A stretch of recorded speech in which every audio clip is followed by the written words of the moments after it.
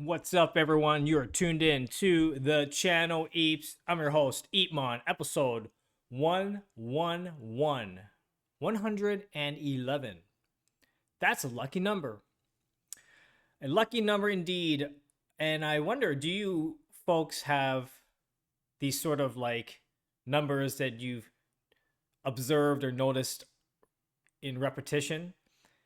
Like sometimes when I'm just walking around and I just noticed the number 11 um, quite frequently.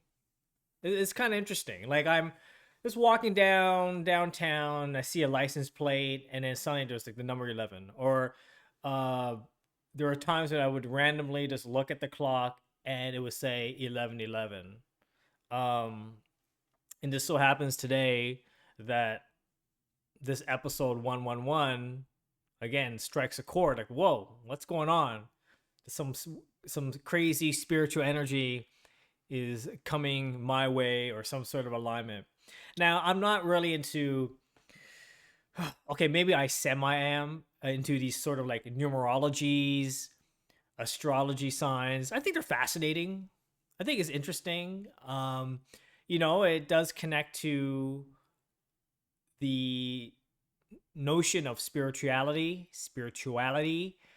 um, and people talk about it, people write about it for the ages, and yeah, I mean, it's interesting you think about it because it persists even in today's day and age, despite all the science and technology and mathematics, engineering, all the STEM stuff. Yet there are a lot of, I don't know, what do you call them, quasi studies or science studies or whatever, that talks about these things. Numerologies, astrologies, the Chinese zodiac signs. Depending on what month you were born in, you are assigned a spiritual animal. And depending on the year range, you are also assigned an elemental. And people really connect with that.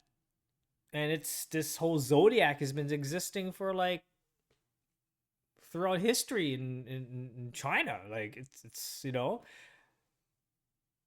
So it's interesting you think about it. Is it like, where in today's modern day and age, where we use scientific academic studies to prove a point or prove something through a controlled setting, through all these rigorous um, conditions and within a lab setting.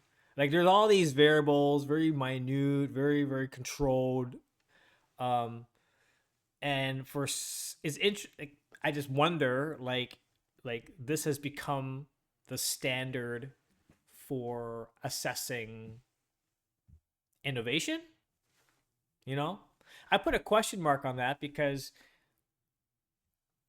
I feel that society we like to categorize things. I guess human beings are very good at categorizing things. But then there are some things that we tend to categorize. We put more emphasis on certain categorizations over others. And then suddenly it becomes a de facto standard in the eyes of progress. It becomes so dogmatic, almost cult like in a way, that they will have absolutely nothing to do with other forms of research or other forms of learning, right? And I'm going on a rant here. So I wonder, like when I was growing up through school, going through the education system, it was very by the book, very by the book, chapter. Um, one would lead to the next, and it's just reading, you know, and that's fine. That's and it's very like it's very, how to say, left brain approach, very just really like logic and rational. And I actually had a hard time learning when I was growing up. Like the education system for me wasn't really, uh, it didn't really accelerated my my potential. It didn't really harness the way that I felt was more, um, like I wasn't engaged. You know what I mean? So there are other now different schools of thought of education, right? There's hands-on education, there's applied education. There's all these different types of ways of of of of assessing learning as a whole. It's a holistic endeavor, not just pigeonholed to one school of thought. So I had trouble learning. Like I had bad grades. You know, I wouldn't pay attention. I would really like I would just like daydream like any artist would. Like I just couldn't stay focused. Now, is that a disadvantage or is it an advantage? When I was going through it, it was deemed as a disadvantage. Hence my bad grades because of that train of school of thought of how education should be. But in fact, as I mentioned, there are more than one ways of learning. So, long story short, that that example, how we were going through, how I went through the education system, very well applies to how we uh, assess the world at large holistically. You know, we let's scale that up. Let's scale that up even bigger. You know, um, perhaps we should take a closer look at numerologies. We should take a closer look at astrology. We should take a closer look at like um, other forms of alternative, um, what is it? Alternative medicine. Like all these different things. These other ways of looking at it. Let's take a closer look at meditation. Why weren't we schooled about meditation in the education system? Why didn't we learn about that? Why didn't we learn about mindfulness? Why didn't we learn about um, more hands-on approaches to tackling a problem, a challenge, right? So, why didn't we learn about how to mitigate risk, how to accept, or maybe rather the opposite? How Why didn't we learn about how to accept risk and uncertainties? You know, these are like life skills that look at today in day and age, folks. Look around you. Look around you.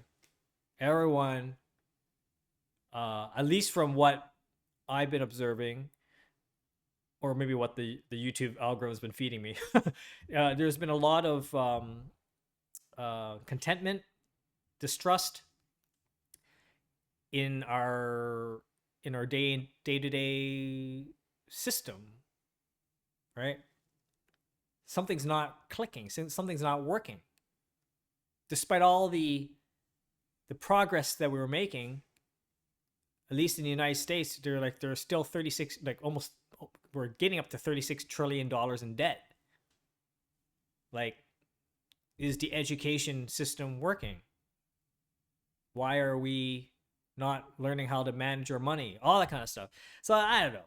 How do I went from like episode 111 to world affairs? But it just goes to show, like in my line of work as an artist, like I really see things. I'm like center in all this stuff. Like I really am more like in the middle. I affiliate myself with academia, science and technology. I'm a digital artist, folks. I'm an entrepreneur. You know, I have to be real. I have to look at the capitalist mode of conduct. But at the same time, I also embrace the spirituality or the spiritual aspects of what makes us human at the end of the day. You know, uh, learning about uh, mindfulness, knowing how to navigate through such a volatile world, um, and keep in check with my emotions, right? Um, creating art, you know, like I said, meditation before, like it's like, these sort of alternative ways of doing things. I believe are equally as valid as what majority of the current majority of what is deemed as standard procedure in this world. So 111, folks, 111, or the number 11. I am a master number, by the way. I believe I was doing my numerology thing, and I'm like a 2, but I also vibe with the 11, which is interesting because I I'm a bit of it's weird because like I was my birth date is July 22nd, and I'm at the cusp between a Leo, or cusp between, I'm still on the Cancer side, but I'm also cusp with a Leo. So I'm like balancing between water and fire. And they were just saying that how, it could either make you or break you, because these two extremes, they're like almost like polar opposites vibing to have control. But if you're able to balance and understand and really hone in by and take and um, unlock the potential and the energy of these two realms, then you have it. Then the advantages and what you it will be everything will be in your favor. Like um, the potential will be very favorable to myself, as I understand it. So these dualities, fire, water, number 2 and 11, um, my zodiacs too, like my Chinese astrology, like I'm a monkey, but there's a certain description. I'm a monkey in a fruit tree, which is like I was reading the description behind that, and I was like, oh my goodness, this is so spot on. You can't keep a monkey in a cage. You cannot. And I totally connect with the monkey. It's like you can't mess with this monkey, man. Despite the deities who want to hold Monkey King in the celestial world, but the Monkey King wants to be free. Sun Wukong wants to be free. I want to be free. So I'm going to do something in this modern world where I can be the freest in my point of view. And that is the power of art, folks. Art is the hardest gig in the game, but is also the freest gig in the game.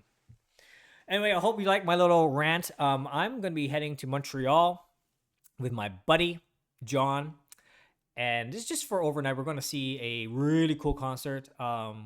It's an artist, Shingo 2, Japanese American artivist, hip hop rapper dude. He's so talented. I listen to his music. He was the guy who sang the theme song for Samurai Champloo back in the day.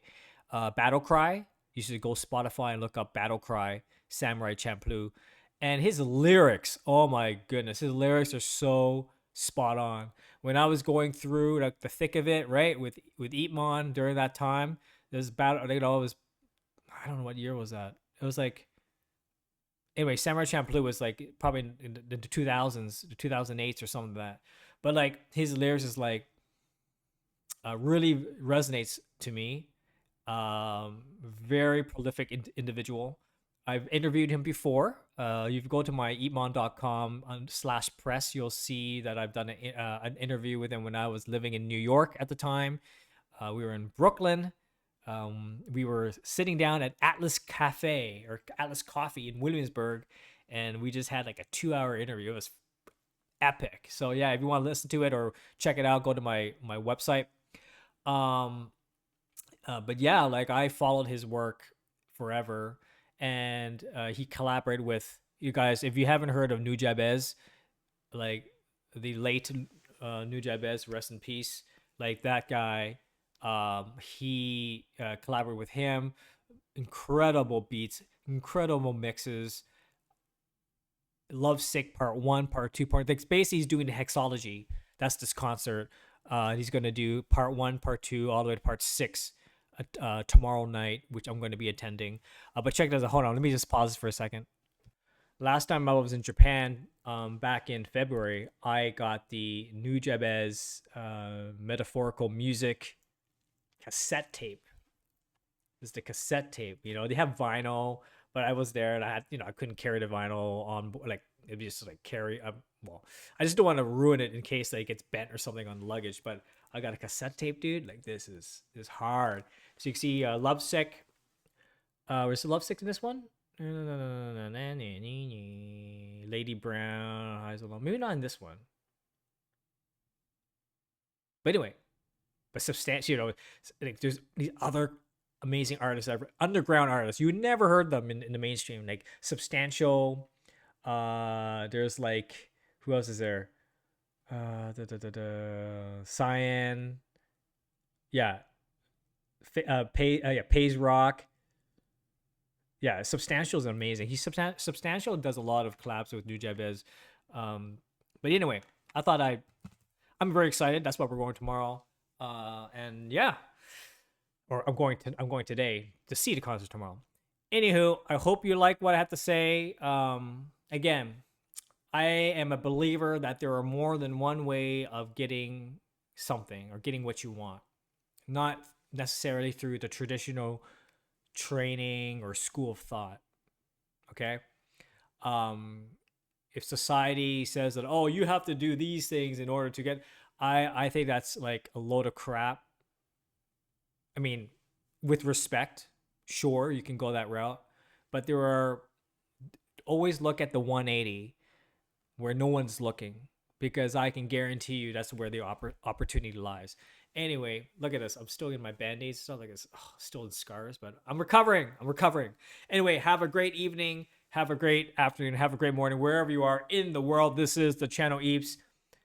Beautiful Sunday afternoon, and I will speak to you soon. See me on Instagram, because I'll do some stories on Montreal. I'm going to go to some of the nice cafes, do some bit of a shopping here and there, and just enjoy the vibes. Okay, bye-bye.